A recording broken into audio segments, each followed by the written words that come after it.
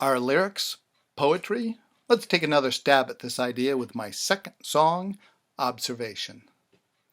The point of engagement, the senses in line. Let loose on the world to see what you'll find. Hey, Og, the sun has gone away. It will rise again on the other side to form another day. Why for this meekness to steal away at night? In water wells, for all I can tell, or camel strides it might hide away. Unfold the circle, reveal the sign, drawn over time in the arc of a line. Hey now, the deer return to graze, in season and migration, and the turning of the stars of tides and moons that play that tune, the circle comes around.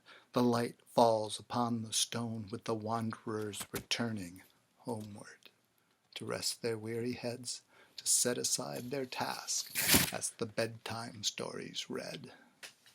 Hey now, there's 3 tangential points in the circle's girth, squaring on earth the length of the far side, while shading slopes under curves we hope the space to cope contains the cattle of uncounted fields in that limit now campaign. The marsh reed at the water's edge seems bent, that hints at angled light now shot through melted sand, sending rainbows spreading, recombined across the room, and all too soon the universe is measured in its blush. The falling painter breathlessly illuminates the absolute invariant which around all others bend, to mend the inconsistency, the perversity of Mercury, then greets the youthful twin as he's returning home.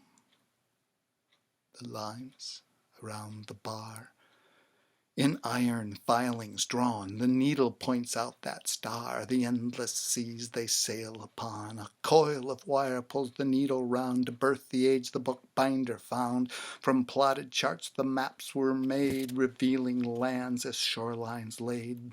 The jigsaw shapes provoked the thought that went against what they'd been taught. The swapping poles the layers showed, the continents moved as they arose. The cannon shot, so seems to be bound to endlessly fall, but never hit the ground. The fabled fruit now descends, in numbers caught, the world upends. The center moves beneath your feet, and wanderers fall into line. The lights around the king show the turning point is in the sun. Carolyn skirts, frozen to the ground, stands beside William, points of light jotted down.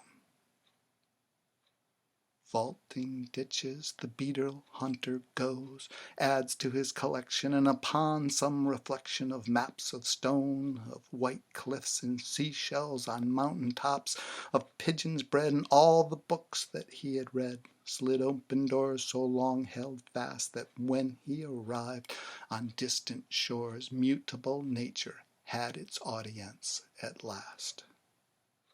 Won't you shine out from these rumpled clues scattered all about, becoming clear as time is plumbed with longer lines?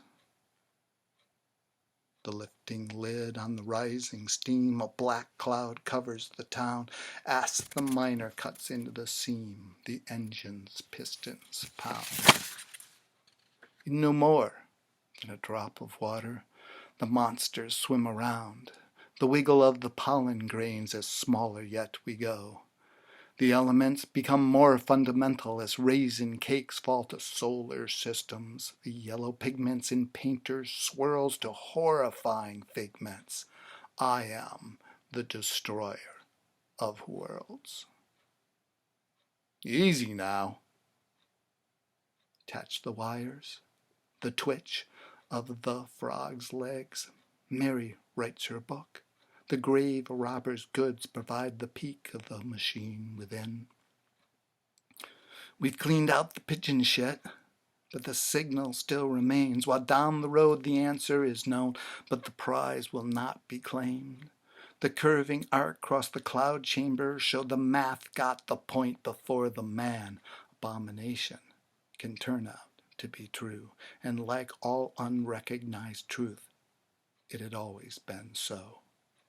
Ever peeping into the depths, we arrive at a more uncertain place, where at the fuzzy edge we calculate, but do not understand.